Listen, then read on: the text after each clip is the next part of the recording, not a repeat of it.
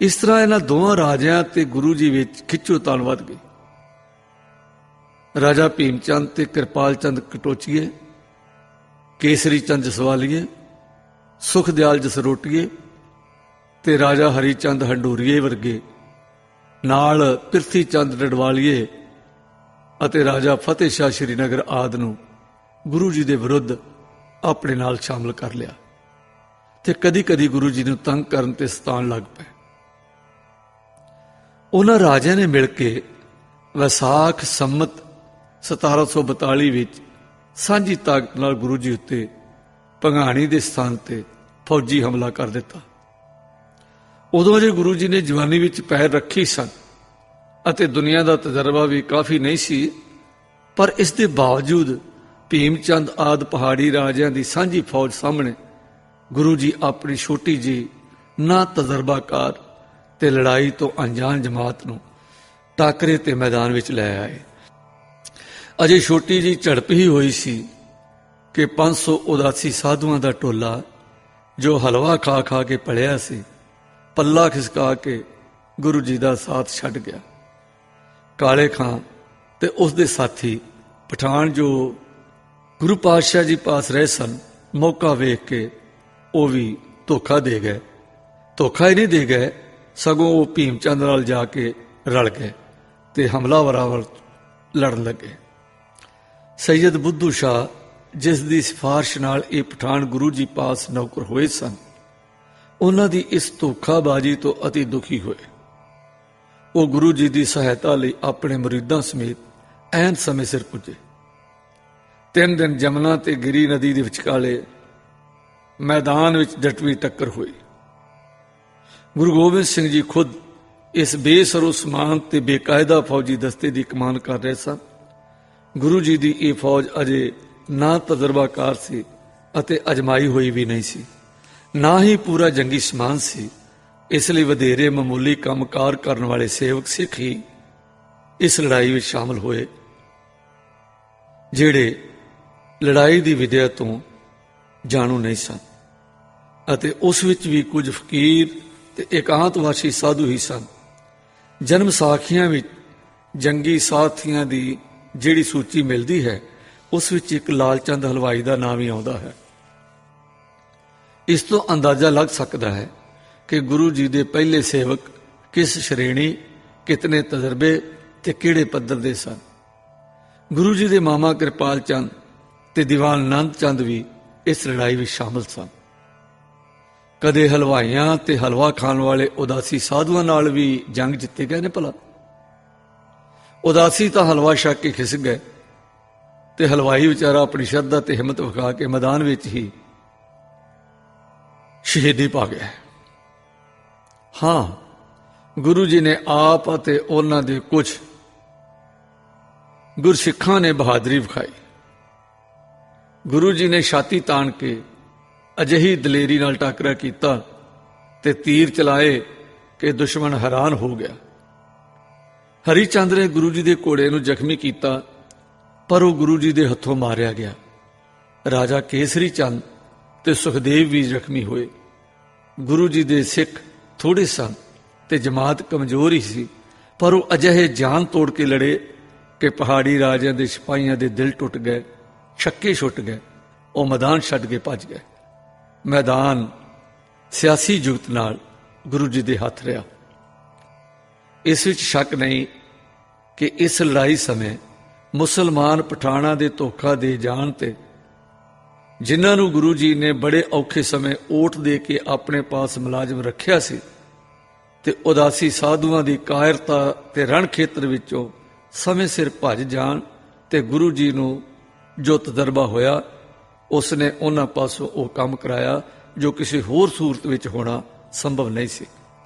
भावें खालसा धर्म राहीं जंगी फिरके नूं जन्म देण दा विचार ते भावना दा ख्याल जो पहलां ही गुरु जी दे दिल विच सी, तां उस नूं पुख्ता करन लई ये जरूरी घटनावां सन जिन्हां नाल गुरु गोबिंद सिंह जी नूं चंगी तरह बड़ा कीमती तजर्बा हो गया ते दुनिया दा की वतीरा है, इस नाल किवें वरतना है। कौम विच दोबारा क्षत्रीपुणा ते वीर रस जै गुण पैदा करन लई ਸਾਂਝੀਵਾਲਤਾ ਦੀ ਲੜੀ ਵਿੱਚ ਪਰੋਣ ਲਈ ਇਹ ਜ਼ਰੂਰੀ ਸੀ ਕਿ ਹਿੰਦੂਆਂ ਵਿੱਚ ਕੋਈ ਸਾਂਝੀ ਸੇਧ, ਵਿਸ਼ਵਾਸ ਤੇ ਉੱਚ ਆਦਰਸ਼ ਦੀ ਭਾਵਨਾ ਪੈਦਾ ਕੀਤੀ ਜਾ ਸਕੇ। ਇਸ ਲਈ ਗੁਰੂ ਗੋਬਿੰਦ ਸਿੰਘ ਜੀ ਨੇ ਹਿੰਦੂਆਂ ਲਈ ਅਦੁੱਤੀ ਤੇ ਮਹਾਨ ਕਾਰਜ ਕੀਤਾ, ਜਿਸ ਨਾਲ ਹਿੰਦੁਸਤਾਨ ਦੀ ਰੂਪ ਰੇਖਾ ਹੀ ਬਦਲ ਗਈ।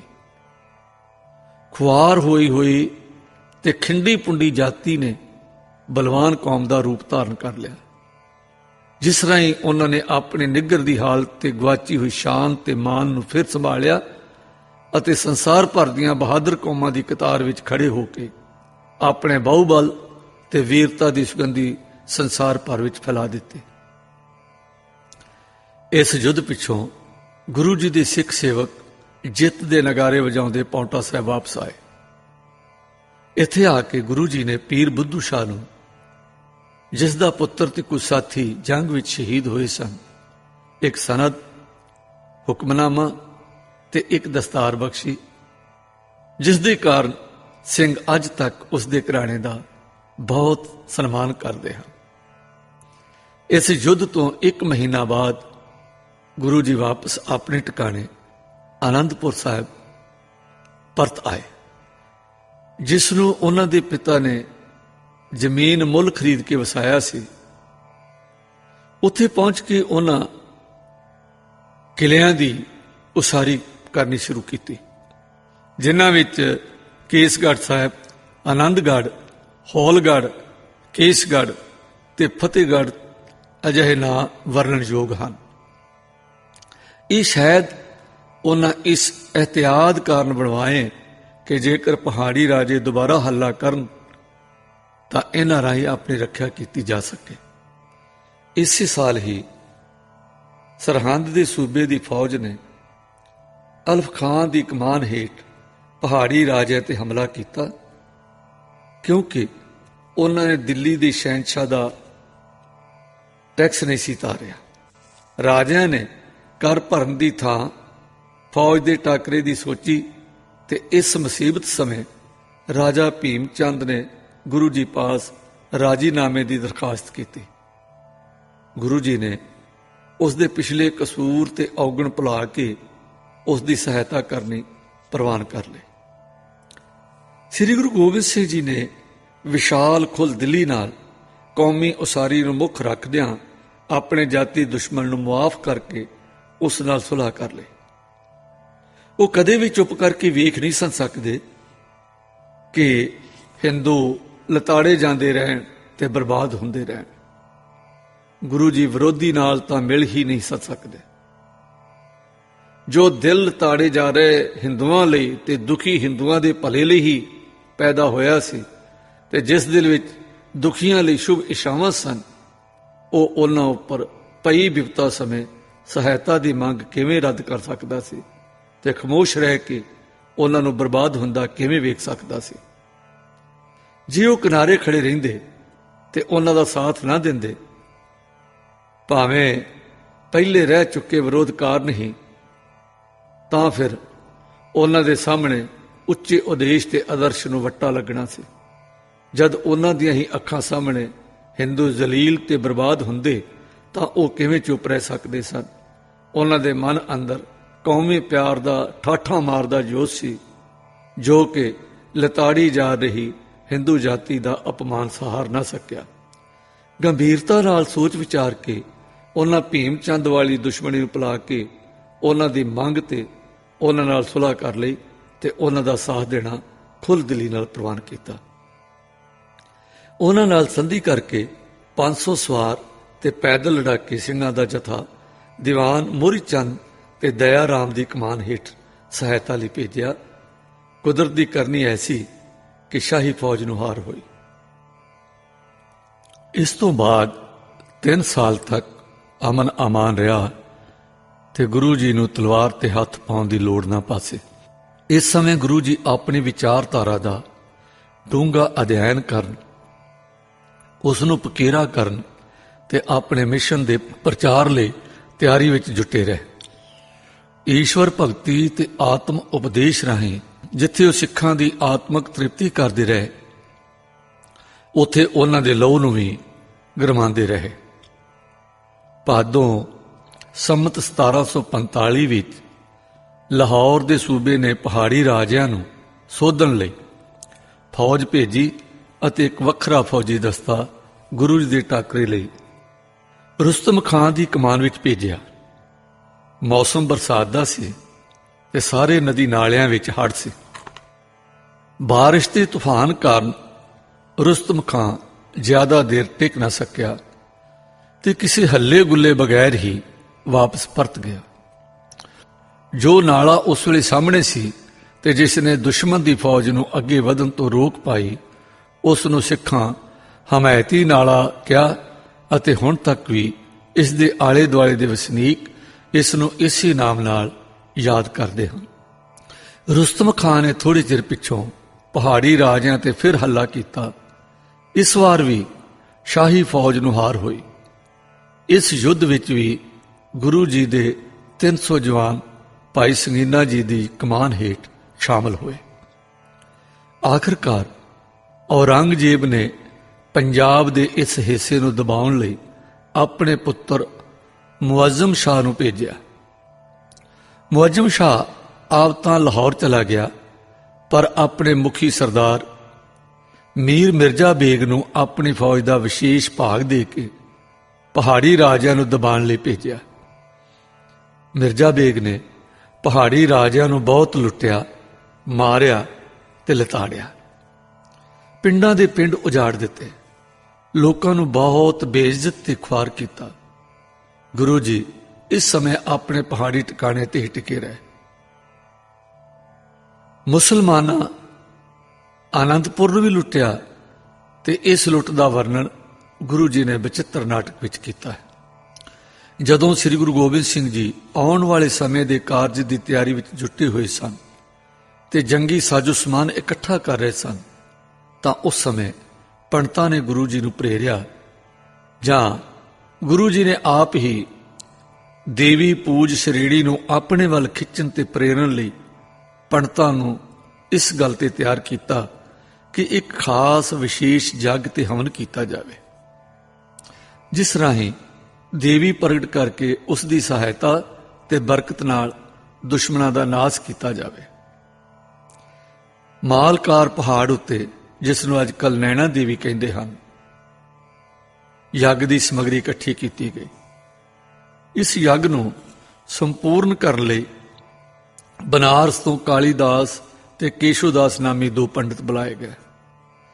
ਉਹਨਾਂ ਨਾਲ ਪੰਡਤ ਬਿਸ਼ੰਬਰ ਦਾਸ ਜੀ ਵੀ ਸ਼ਾਮਲ ਹੋਏ। ਹਵਨ ਕਈ ਦਿਨ ਹੁੰਦਾ ਰਿਹਾ, ਪਰ ਦੇਵੀ ਪ੍ਰਗਟ ਨਾ ਹੋਈ। ਜਿਵੇਂ ਕਿ ਬ੍ਰਾਹਮਣਾਂ ਨੇ ਦਾਅਵਾ ਕੀਤਾ ਸੀ, ਫਿਰ ਬ੍ਰਾਹਮਣਾਂ ਨੇ ਇਹ ਟੁੱਚਰ ਖੜਾ ਕੀਤਾ ਕਿ ਦੇਵੀ ਉਦੋਂ ਤੱਕ ਪ੍ਰਗਟ ਨਹੀਂ ਹੋਵੇਗੀ ਜਦੋਂ ਤੱਕ ਕਿ ਇਸ ਹਵਨ ਕੁੰਡ ਵਿੱਚ ਦੇਵੀ ਨੂੰ ਕਿਸੇ ਮਹਾਤਮਾ ਦੀ ਬਲੀ ਨਾ ਦਿੱਤੀ ਜਾਵੇ। ਇਹ ਸੁਣ ਕੇ ਗੁਰੂ ਗੋਬਿੰਦ ਸਿੰਘ ਜੀ ਨੇ ਪੰਡਤਾਂ ਨੂੰ ਹੱਸ ਕੇ ਆਖਿਆ ਕਿ ਆਪ ਨਾਲੋਂ ਕੌਣ ਵੱਡਾ ਮਹਾਤਮਾ ਮਿਲ ਸਕਦਾ ਹੈ। ਚੰਗਾ ਹੋਵੇ ਜੇ ਕਿਸੇ ਪੰਡਤ ਨੂੰ ਹੀ ਦੇਵੀ ਅੱਗੇ ਬਲੀਦਾਨ ਕੀਤਾ ਜਾਵੇ। ਇਹ ਸੁਣਦੇ ਸਾਰ ਹੀ ਪੰਡਤ ਪਿਸ਼ਾਬ ਕਰਨ ਤੇ ਇਸ਼ਨਾਨ ਕਰਨ ਦੇ ਬਹਾਨੇ ਉੱਥੋਂ ਖਿਸਕ ਗਏ ਤੇ ਯੱਗ ਉੱਥੇ ਦਾ ਉੱਥੇ ਰਹਿ ਗਿਆ।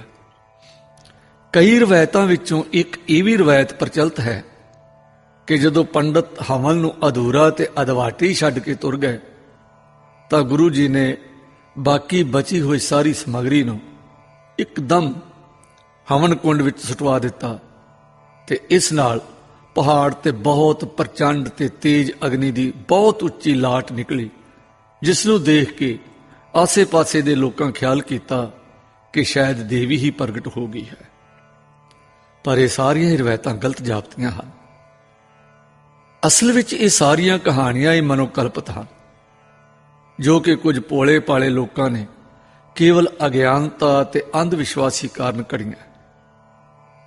ਇਹ ਕਹਾਣੀਆਂ ਵੀ ਲੋਕਾਂ ਨੇ ਗੁਰੂ ਜੀ ਦੇ 10ਵੇਂ ਗ੍ਰੰਥ ਵਿੱਚ ਲਿਖੀ ਚੰਡੀ ਦੀ ਵਾਰ ਦੇ ਆਧਾਰ ਤੇ ਘੜੀਆਂ, ਜਿਸ ਵਿੱਚ ਗੁਰੂ ਜੀ ਨੇ ਦੇਵੀ ਨੂੰ ਹੀਰੋ ਬਣਾ ਕੇ ਜੰਗੀ ਮੈਦਾਨ ਤੇ ਵੀਰਤਾ ਦੇ ਹਾਲ ਵਰਣਨ ਕੀਤੇ ਹਨ। ਨਹੀਂ ਤਾਂ ਕਿੱਥੇ ਬ੍ਰਾਹਮਣਾਂ ਦਾ ਹਵਨ, ਕਿੱਥੇ ਉਸ ਵਿੱਚੋਂ ਦੇਵੀ ਦਾ ਪ੍ਰਗਟ ਹੋਣਾ, ਤੇ ਕਿੱਥੇ ਗੁਰੂ ਗੋਬਿੰਦ ਸਿੰਘ ਜੀ ਦੀ ਸਾਰੀ ਸਿੱਖਿਆ, ਜੋ ਬਿਲਕੁਲ ਹੀ ਇਸ ਦੀ ਉਲਟ ਹੈ। ਗੁਰੂ ਜੀ ਦੀ ਵਿਚਾਰਧਾਰਾ ਦੇ ਤਾਂ ਇਹ ਉੱਕਾ ਹੀ ਉਲਟ ਸੀ ਤੇ ਆਸ ਹੀ ਨਹੀਂ ਕੀਤੀ ਜਾ ਸਕਦੀ ਕਿ ਉਹਨਾਂ ਦਾ ਅਜਿਹਾ ਵਿਚਾਰ ਜਾਂ ਕੋਈ ਵਿਸ਼ਵਾਸ ਸੀ ਤੇ ਉਸ ਦੀ ਪੂਰਤੀ ਲਈ ਅਜਿਹਾ ਕੀਤਾ ਹੋਵੇ। ਹਾਂ, ਇਹ ਗੱਲ ਮੰਨੀ ਜਾ ਸਕਦੀ ਹੈ ਕਿ ਲੋਕ ਪਰੰਪਰਾ ਲੋਕਾਂ ਦੀ ਬਣੀ ਵਿਚਾਰ ਨੂੰ ਨਾਟਕੀ ਢੰਗ ਨਾਲ ਫੋਕਟ ਦਰਸਾਉਣ ਲਈ ਤੇ ਉਹਨਾਂ ਨੂੰ ਭਰਮ ਜਾਲ ਵਿੱਚੋਂ ਕੱਢ ਕੇ ਸਵੈ ਬਲ ਤੇ ਸਵੈ ਭਰੋਸੇ ਦੇ ਤੁਰੇ ਤੇ ਟਿਕਾਉਣ ਲਈ ਅਜਿਹਾ ਕੋਈ ਹਵਨ ਪਹਾੜ ਦੀ ਚੋਟੀ ਤੇ ਕਰਵਾਇਆ ਹੋਵੇ ਤੇ ਰਹਿੰਦੀ ਖੁੰਦੀ ਸਮੱਗਰੀ ਸੁੱਟਣ ਕਾਰਨ ਉੱਚੀਆਂ ਲਾਟਾਂ ਨਿਕਲੀਆਂ ਹੋਣ ਤੇ ਲੋਕਾਂ ਦੂਰ ਤੱਕ ਉਸ ਨੂੰ ਵੇਖ ਕੇ ਅਨੁਮਾਨ ਲਾਇਆ ਹੋਵੇ ਕਿ ਦੇਵੀ ਗੁਰੂ ਜੀ ਦੇ ਵੱਸ ਆ ਗਈ ਹੈ ਜਾਂ ਕੋਈ ਦੇਵਤਾ ਕਾਬੂ ਆ ਗਿਆ ਹੈ ਤੇ ਹੁਣ ਗੁਰੂ ਜੀ ਨੂੰ ਵਿਰੋਧੀਆਂ ਉੱਪਰ ਅਵਸ਼ ਜਿੱਤ ਹੋਵੇਗੀ।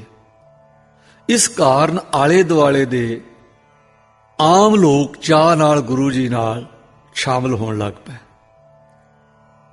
ਸਾਡੇ ਕੋਲ ਇਸ ਕਹਾਣੀ ਬਾਰੇ ਨਾ ਤਾਂ ਕੋਈ ਯੋਗ ਦਲੀਲਾਂ ਹਨ ਤੇ ਨਾ ਹੀ ਠੋਸ ਸਬੂਤ ਹੈ, ਸੋ ਅਸੀਂ ਇਹ ਹੀ ਸਮਝ ਸਕਦੇ ਹਾਂ ਕਿ ਇਹ ਉਸ ਸਮੇਂ ਦੀ ਨੀਤੀ ਅਨੁਸਾਰ ਨਾਟਕੀ ਢੰਗ ਵਰਤ ਕੇ ਲੋਕਾਂ ਨੂੰ ਪ੍ਰੇਰਨਾ ਦਾ ਸਾਧਨ ਸੀ, ਜੋ ਲੋਕਾਂ ਨੂੰ ਜੰਗੀ ਰੁਚੀਆਂ ਵੱਲ ਪ੍ਰੇਰਨ ਕਰਨ ਲਈ ਸਹਾਇਕ ਸਿੱਧ ਹੋਇਆ।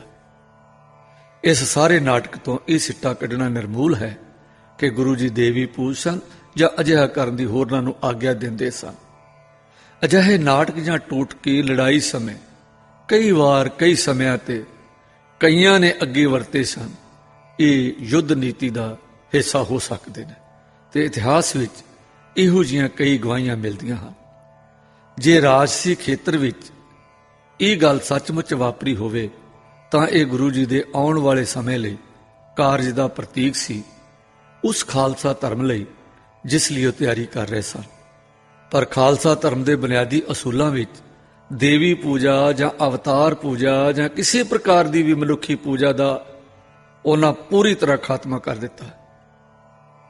ਇਸ ਤੋਂ ਉਪਰੰਤ ਗੁਰੂ ਜੀ ਵੱਲੋਂ ਕੋਈ ਅਜਿਹੀ ਘਟਨਾ ਵੇਖਣ ਵਿੱਚ ਨਹੀਂ ਆਈ ਜਿਸ ਤੋਂ ਅਜਿਹਾ ਅਨੁਮਾਨ ਲੱਗ ਸਕੇ ਕਿ ਉਹ ਕਿਸੇ ਦੇਵੀ ਦੇਵਤੇ ਦੀ ਪੂਜਾ ਨੂੰ ਜਾਇਜ਼ ਸਮਝਦੇ ਸਨ।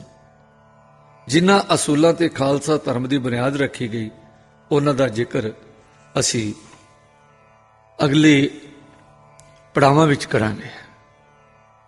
ਪਿਛਲੇ ਪੰਨਿਆਂ ਵਿੱਚ ਦੱਸਿਆ ਜਾ ਚੁੱਕਾ ਹੈ ਕਿ ਗੁਰੂ ਗੋਬਿੰਦ ਸਿੰਘ ਜੀ ਨੂੰ ਅਜਿਹੇ ਆਦਮੀਆਂ ਦੀ ਲੋੜ ਸੀ ਜੋ ਆਚਰਨ ਤੇ ਧਰਮ ਦੇ ਸੰਬੰਧ ਵਿੱਚ ਕੇਵਲ ਪ੍ਰਭੂ ਪੂਜ ਹੀ ਨਾ ਹੋਣ, ਸਗੋਂ ਨਾਲ ਹੀ ਫੌਜੀ ਸਪਿਰਟ, ਕੌਮੀ ਪਿਆਰ ਤੇ ਭਰਾਤਰੀ ਭਾਵ ਨਾਲ ਭਰਪੂਰ ਹੋਣ ਅਤੇ ਦੇਸ਼ ਤੇ ਧਰਮ ਖਾਤਰ ਆਪਾ ਵਾਰਨ ਲਈ ਸਦਾ ਤਤਪਰ ਹੋਣ। ਭਾਵੇਂ ਗੁਰੂ ਗੋਬਿੰਦ ਸਿੰਘ ਜੀ ਗੁਰੂ ਮਾਲਾ ਦੇ 10 ਮਣਕਿਆਂ ਵਿੱਚੋਂ ਇੱਕ ਇਕਾਂਤਵਾਸੀ ਦਰਵੇਸ਼ ਸਨ ਜਿਨ੍ਹਾਂ ਦਾ ਪਵਿੱਤਰ ਮਿਸ਼ਨ ਆਤਮਿਕ ਉਪਦੇਸ਼ ਹੀ ਸੀ, ਪਰ ਸਮੇਂ ਦੀ ਵੰਗਾਰ, ਮੁਸਲਮਾਨਾਂ ਦੀ ਲੁੱਟ ਮਾਰ ਤੇ ਜ਼ੁਲਮਾਂ ਅਤੇ ਹਿੰਦੂਆਂ ਦੀ ਨਿਰਬਲ ਦੁਖੀ ਦੀਨ ਅਵਸਥਾ ਨੂੰ ਉਹਨਾਂ ਨੂੰ ਫਕੀਰੀ ਤੋਂ ਅਮੀਰੀ ਤੇ ਪੀਰੀ ਤੋਂ ਮੀਰੀ ਧਾਰਨ ਕਰਨ ਲਈ ਮਜਬੂਰ ਕੀਤਾ।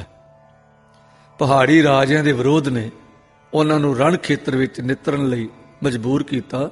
ਗੁਰੂ ਜੀ ਨੇ ਖੁਦ ਕਦੀ ਵੀ ਪਹਾੜੀ ਰਾਜਿਆਂ ਜਾਂ ਮੁਸਲਮਾਨਾਂ ਨੂੰ ਕਿਸੇ ਸ਼ਿਕਾਇਤ ਦਾ ਮੌਕਾ ਨਾ ਦਿੱਤਾ। ਇੱਥੇ ਇਹ ਸਪਸ਼ਟ ਕਰ ਦੇਣਾ ਬਹੁਤ ਜ਼ਰੂਰੀ ਹੈ ਕਿ ਗੁਰੂ ਗੋਬਿੰਦ ਸਿੰਘ ਜੀ ਦਾ ਮੰਤਵ ਇਸਲਾਮ ਵਿਰੁੱਧ ਜਿਹਾਦ ਕਰਨਾ ਬਿਲਕੁਲ ਉੱਕਾ ਨਹੀਂ ਸੀ ਤੇ ਨਾ ਹੀ ਕੋਈ ਅਜਿਹਾ ਯਤਨ ਉਹਨਾਂ ਇਸਲਾਮ ਵਿਰੁੱਧ ਕੀਤਾ। ਹਾਂ, ਪਰ ਮੁਸਲਮਾਨਾਂ ਦੇ ਜ਼ਬਰ ਵੇਖ ਕੇ ਉਹ ਉਹਨਾਂ ਦੀ ਰਾਜਸੀ ਤਾਕਤ ਨੂੰ ਕਮਜ਼ੋਰ ਕਰਨਾ ਤੇ ਹਿੰਦੁਸਤਾਨ ਤੋਂ ਬਾਹਰ ਕੱਢਣਾ ਜ਼ਰੂਰੀ ਸਮਝਦੇ ਸਨ। ਉਹਨਾਂ ਦੇ ਖਾਲਸਾ ਧਰਮ ਦੀ ਸਥਾਪਨਾ ਕਰਨ ਦਾ ਇਹੀ ਕਾਰਨ ਸੀ। ਹਿੰਦੂਆਂ ਦੀ ਤਾਂ ਅਜਿਹੀ ਹਾਲਤ ਹੀ ਨਹੀਂ ਸੀ ਕਿ ਉਹ ਮੁਸਲਮਾਨਾਂ ਵਰਗੀ ਕਿਸੇ ਜ਼ਬਰਦਸਤ ਕੌਮ ਨਾਲ ਮਜ਼ਹਬੀ ਜਿਹਾਦ ਕਰ ਸਕਣ ਅਤੇ ਨਾ ਹੀ ਇਸ ਵਿੱਚੋਂ ਗੁਰੂ ਜੀ ਨੂੰ ਕੋਈ ਕੌਮੀ ਜਾਂ ਜਾਤੀ ਲਾਭ ਸੀ। ਉਹਨਾਂ ਦਾ ਮੁੱਖ ਉਦੇਸ਼ ਮੁਸਲਮਾਨਾਂ ਦੇ ਰਾਜਸੀ ਬਲ ਨੂੰ ਤੋੜਨਾ ਹੀ ਸੀ ਤੇ ਇਸ ਕਾਰਜ ਦੀ ਪੂਰਤੀ ਲਈ ਉਹ ਨਵੀਨ ਤਰੀਕੇ ਰਾਹੀਂ ਹਿੰਦੂਆਂ ਵਿੱਚ ਹਿੰਮਤ ਤੇ ਹੌਸਲੇ ਦੀ ਚਾਸ਼ਨੀ ਨਾਲ ਨਵੀਂ ਰੂਹ ਫੂਕਣੀ ਚਾਹੁੰਦੇ ਸਨ। ਗੁਰੂ ਸਾਹਿਬ ਦੀ ਆਪਣੀ ਬੀਤੀ ਆਯੂ ਦੇ ਤਜਰਬਿਆਂ ਨੇ ਵੀ ਇਹ ਸਾਬਤ ਕਰ ਦਿੱਤਾ ਕਿ ਹਿੰਦੂਆਂ ਦੀ ਮਾਰਸ਼ਲ ਸਪਿਰਿਟ ਵਾਲਾ ਚੋਲਾ ਇੰਨਾ ਪੁਰਾਣਾ ਤੇ ਖੀਨ ਹੋ ਚੁੱਕਾ ਸੀ कि उस विच कोई सीण पा के जां मरम्मत करके जां टाकी ला के काम सार सकना असंभव सी। हुण तां किसी नवीं पोशाक की ही लोड़ सी। गुरु गोबिंद सिंह जी ने अनुभव किया कि इन्हां नूं नवां रूप ते नवां लिबास दिता जावे जो इन्हां लई खुदगर्जी, सुस्ती, बेहिम्मती ते बुज़दिली दी थां देश भगती, प्रभु भगती, वीरता ते सेवा भाव का निशान बन जावे। इसलिए उन्हां दी विचारधारा सी कि एक अजिही जमात पैदा की जावे जिसका करतव भारत वर्ष की रखिया अते मचलूम हिंदू धर्म की रखिया होवे। अखीर गुरु जी ने इस काम नूं पूरा करने का मौका कढ़ ही लिया। संमत 1756 ये विसाखी के दिन अपने पवित्र उदेश की पूर्ति लई खालसा धर्म की नींह रखण लई गुरु जी ने अपने सिखां नूं जो कि बहुत वड्डी गिनती विच दूरों दूरों इस शुभ त्यौहार ते बुलाए गए सन, एक खुले मैदान विच एकत्र किया। उस मैदान विच शमियाना लगा होया सी। जद मैदान श्रद्धालु सिखां नाल भर गया तां गुरु गोबिंद सिंह जी नंगी किरपान हाथ विच लैके खलो गए ते सिखां नूं संबोधन करके बोले कि हे सत संगत जी, अकाल पुरख की आग्या हुई है कि मजलूम धर्म की रखिया लई पहली बली असी अपने एक सिख के सिर दी दईए तां जो उस सिख का लहू दुखी हो रहे हिंदू धर्म ते देश की रखिया लई आउण वाले सिखां वास्ते ते सिखां नूं कुर्बानियां देण दी प्रेरणा खातर जिउंदा निशान बन सके। जो भी सिख इस उदेश की प्राप्ति ते पूर्ति लई अपना सीस वारना चाहुंदा है, बलिदान करना चाहता है, गुरु की भेंट करना चाहता है, वो साडे सामने आए तां जो उसका सिर कट के कौमी जिंदगी नूं उसदे लहू नाल सुरजीत किया जाए। ये सुनते सारे दया राम खत्री जो लाहौर का निवासी सी उठ के गुरु जी के सामने आया ते अर्ज की कि पातशाह, ये सीस पहला भी तुहाडे चरनां विच सी, तुहाडी मंग ते ये तुहाडे हाजिर है। ऐसे पवित्र काम लई खुशी नाल मेरा सिर प्रवान करो। ते वो अपने गुरु लई अपना शरीर बलिदान करने विच माण समझदा सी। गुरु जी उसनूं बांह तो फड़ के एक तंबू विच लै गए। तंबू विच तलवार चलण की आवाज़ आई ते लहू की धारा बाहर वग तुरी ते बाहर बैठे सब नूं यकीन हो गया कि दया राम दा सीस धड़ नालों अलग हो चुका सी। गुरु गोबिंद सिंह जी लहू नाल लिबड़ी हुई तलवार लैके फिर बाहर आए ते फिर ऐलान किया कि एक होर सिर की लोड़ है। हुण धर्म राय जट हस्तिनापुर के वसनीक ने अपने आप नूं पेश किया। गुरु जी उसनूं भी तंबू विच लै गए ते फिर पहले वांग ही आवाज आई ते लहू बाहर वग तुरिया। फिर इसी तरह 3 वार होर गुरु जी ने सिरां दी मंग की ते वारी वारी हिम्मत जो कुहार सी, मोहकम चंद जो शेंबा सी, साहब चंद जो नाई सी, नीवियां अछूत जातियां आखे जाण वालियां विचों अगे आए ते अपना सीस पेश किया। गुरु जी उन्होंने भी तंबू विच लै गए ते पहली क्रिया दुहराई। भावें वो कुछ भी सन पर उन्हां दी मिसाल मिलनी मुश्किल है। केवल अपने गुरु के हुक्म ते अपना शरीर अते जिंदगी कौम तो वारन लई नितरे, जिंदगी नूं तुछ समझिया ते जीवन बलिदान देण लई वो तत्पर हो गए। वो भारत वर्ष के सच्चे सपूत सन, देश प्यार का नमूना सन, महान आत्मा सन जिन्हां विच इस 5 भूतक शरीर नूं अपने देशवासियों लई कुर्बान करन दी सोझी सी। उन्हां अपनी रत नाल मजलूम हिंदू कौम दीयां टुट्टियां हड्डियां दी मरम्मत कीती। वो अजिहे महाबली सन कि कौम की भलाई लई मौत नूं तुछ समझिया। इस तरह के सूरबीर योधियां कोलों ही जो जान तली ते रखण वाले होण, देश की उन्नति ते भारत की मुक्ति की ਆਸ ਗੁਰੂ ਜੀ ਨੂੰ ਹੋ ਸਕਦੀ ਸੀ।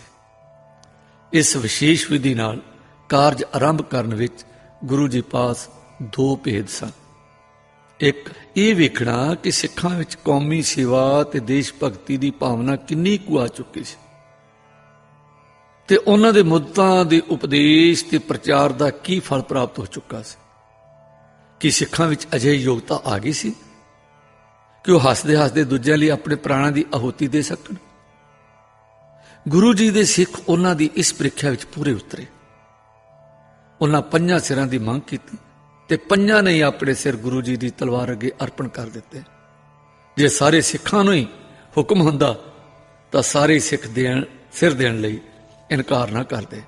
ਇਸ ਤੋਂ ਸਪਸ਼ਟ ਹੈ ਕਿ ਗੁਰੂ ਗੋਬਿੰਦ ਸਿੰਘ ਜੀ ਨੇ ਕਿਤਨੀ ਸਾਧਨਾ, ਘਾਲਣਾ, ਤਪੱਸਿਆ ਤੇ ਪ੍ਰੇਮ ਤੋਂ ਕੰਮ ਲਿਆ ਹੈ, ਜਿਸ ਨਾਲ ਅਜਿਹੇ ਤਿਆਗੀ ਯੋਧੇ ਸਿੱਖ ਪੈਦਾ ਹੋਏ।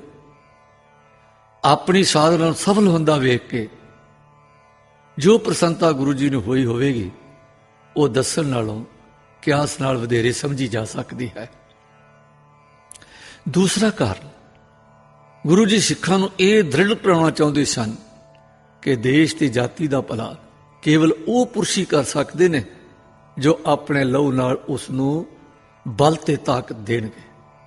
ਇਸ ਗੱਲ ਦੀ ਪੁਸ਼ਟੀ ਸਿੱਖਾਂ ਦੇ ਉਹਨਾਂ ਕਾਰਨਾਮਿਆਂ ਤੋਂ ਸਹਿਜੇ ਹੀ ਹੋ ਜਾਂਦੀ ਹੈ ਜੋ ਖਾਲਸਾ ਧਰਮ ਦੀ ਸਥਾਪਨਾ ਉਪਰੰਤ ਤੇ ਉਹਨਾਂ ਨੇ ਗੁਰੂ ਗੋਬਿੰਦ ਸਿੰਘ ਦੇ ਜੀਵਨ ਵਿੱਚ ਜਾਂ ਪਿੱਛੋਂ ਕਰ ਵਿਖਾਏ ਹਨ। ਇਸ ਪਿੱਛੋਂ ਗੁਰੂ ਜੀ ਉਹਨਾਂ 5 ਨੂੰ ਤੰਬੂ ਵਿੱਚੋਂ ਬਾਹਰ ਲਿਆਏ ਤੇ ਕੇਸਗੜ੍ਹ ਕਿਲੇ ਵਿੱਚ ਦਰਬਾਰ ਸਜਾ ਕੇ 5 ਨੂੰ ਹੀ ਵਰਦੀ ਸਜਾ ਕੇ ਤੇ ਖੁਦ ਵੀ ਵਰਦੀ ਪਹਿਨ ਕੇ ਦਰਿਆ ਦਾ ਪਾਣੀ ਮੰਗਵਾਇਆ ਤੇ ਇੱਕ ਸਰਬਲੋਹ ਦੇ ਬਾਟੇ ਵਿੱਚ ਉਹ ਜਲ ਪਾ ਕੇ ਕੁਝ ਪਤਾਸੇ ਪਾਏ ਤੇ ਆਪਣੇ ਖੰਡੇ ਨਾਲ 5 ਬਾਣੀਆਂ ਦਾ ਪਾਠ ਕਰਕੇ ਅੰਮ੍ਰਿਤ ਤਿਆਰ ਕੀਤਾ। ਇਸ ਵਿੱਚੋਂ 5 ਵਾਰ 5 ਚੁਲੇ ਅੰਮ੍ਰਿਤ ਦੇ ਪਿਆਏ। ਹਰ ਚੁਲੇ ਪਿਲਾਉਣ ਸਮੇਂ ਆਪ ਵੀ ਤੇ ਉਹਨਾਂ ਨੇ ਵੀ ਵਾਹਿਗੁਰੂ ਜੀ ਕਾ ਖਾਲਸਾ ਵਾਹਿਗੁਰੂ ਜੀ ਕੀ ਫਤਿਹ ਜੈਕਾਰਾ ਬੁਲੰਦ ਕੀਤਾ। ਇਸ ਰੀਤੀ ਦਾ ਨਾਂ ਗੁਰੂ ਜੀ ਨੇ ਪਾਹੁਲ ਰੱਖਿਆ ਤੇ ਇਸ ਪੰਥ ਦਾ ਨਾਂ ਖਾਲਸਾ ਪੰਥ ਸਿੱਖ ਸੰਗਤ ਤੋਂ ਰੱਖ ਦਿੱਤਾ। ਉਹਨਾਂ ਸਿੱਖਾਂ ਦੇ ਨਾਂ ਨਾਲ ਸਿੰਘ ਦਾ ਖਿਤਾਬ ਬਖਸ਼ਿਆ ਤੇ ਹੇਠ ਲਿਖੇ ਹੁਕਮ ਖਾਲਸਾ ਧਰਮ ਦੇ ਬੁਨਿਆਦੀ ਅਸੂਲ ਦਰਸਾਏ।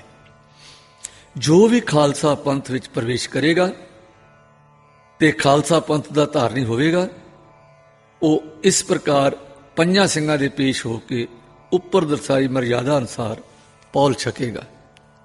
ਜੋ ਵੀ ਇਸ ਤਰ੍ਹਾਂ ਪੌਲ ਲਵੇਗਾ ਉਸ ਦੇ ਨਾਂ ਨਾਲ ਸਿੰਘ ਅਤੇ ਬੀਬੀ ਦੇ ਨਾਲ ਕੌਰ ਸ਼ਬਦ ਦਾ ਲਾਉਣਾ ਜ਼ਰੂਰੀ ਹੋਵੇਗਾ। ਜਿੱਥੇ 5 ਸਿੰਘ ਇਕੱਤਰ ਹੋਣਗੇ ਖਾਲਸਾ ਪੰਥ ਸੰਪੂਰਨ ਹੋਵੇਗਾ ਤੇ 5 ਵਿੱਚ ਪਰਮੇਸ਼ਰ ਤੇ 5 ਹੀ ਪਾਹੁਲ ਵਾਸਤੇ ਗੁਰੂ ਰੂਪ ਹੋਣਗੇ। ਉਹ ਕੌਣ ਹੋਣਗੇ? ਉਹਨਾਂ ਵਿੱਚ ਵੀ ਕਿਸੇ ਪ੍ਰਕਾਰ ਦਾ ਵਿਤਕਰਾ ਨਹੀਂ ਹੋਵੇਗਾ। ਇਸ ਦਰਸਾਈ ਵਿਧੀ ਅਨੁਸਾਰ ਉਸੇ ਸਮੇਂ ਗੁਰੂ ਜੀ ਨੇ ਵੀ ਉਹਨਾਂ 5 ਸਿੱਖਾਂ ਪਾਸੋਂ ਪਾਹੁਲ ਲਈ ਤੇ ਆਪਣਾ ਨਾਂ, ਜੋ ਹੁਣ ਤੱਕ ਗੋਬਿੰਦ ਰਾਏ ਪ੍ਰਚਲਿਤ ਸੀ, ਹੁਣ ਤੱਕ ਇਸੇ ਨਾਮ ਨਾਲ ਸੱਦੇ ਜਾਣੇ ਜਾਂਦੇ ਸਨ, ਤਬਦੀਲ ਕਰਕੇ ਗੋਬਿੰਦ ਸਿੰਘ ਰੱਖਿਆ। ਜੋ ਖਾਲਸਾ ਪੰਥ ਵਿੱਚ ਪ੍ਰਵੇਸ਼ ਕਰੇਗਾ ਉਹ ਸਿੰਘ ਅਖਵਾਏਗਾ ਤੇ ਉਹ ਆਪਣੇ ਸਿਰ ਤੇ ਕੇਸ ਧਾਰਨ ਕਰੇਗਾ। ਇਹ ਜ਼ਰੂਰੀ ਸੀ। ਇੱਕ ਪ੍ਰਕਾਰ ਦਾ ਲੋਹੇ ਦਾ ਹਥਿਆਰ ਕਿਰਪਾਨ ਆਪਣੇ ਪਾਸ ਜ਼ਰੂਰ ਰੱਖੇਗਾ। ਕਛਹਿਰਾ ਪਾਏਗਾ, ਕੰਘਾ ਤੇ ਕੜਾ ਸਜਾਏਗਾ।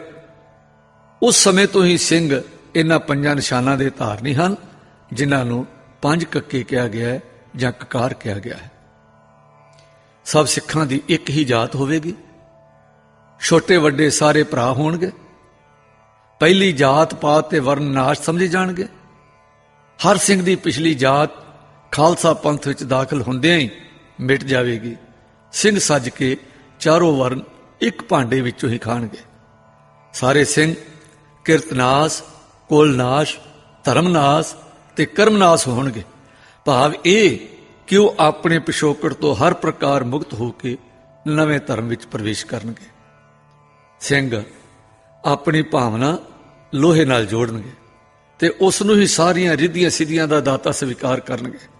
ਭਾਵ ਸ਼ਸਤਰ ਧਾਰਨ ਕਰਨਾ, ਸ਼ਸਤਰ ਚਲਾਉਣਾ, ਯੁੱਧ ਕਰਨਾ, ਇਹ ਸਿੰਘਾਂ ਦਾ ਪਰਮ ਧਰਮ ਹੋਵੇਗਾ। ਜੋ ਵੀ ਸਿੰਘ ਯੁੱਧ ਵਿੱਚ ਸ਼ਹੀਦ ਹੋਏਗਾ, ਯੁੱਧ ਵਿੱਚ ਆਪਣਾ ਯੋਗਦਾਨ ਪਾਏਗਾ, ਦੁਸ਼ਟਾਂ ਦਾ ਨਾਸ਼ ਕਰੇਗਾ ਤੇ ਲਤਾੜੇ ਜਾ ਰਹੇ ਢਹਿੰਦੀ ਕਲਾ ਦੀ ਥਾਂ ਚੜ੍ਹਦੀ ਕਲਾ ਵਿੱਚ ਰਹੇਗਾ, ਉਹ ਮਹਾਨ ਪਦਵੀ ਪ੍ਰਾਪਤ ਕਰੇਗਾ।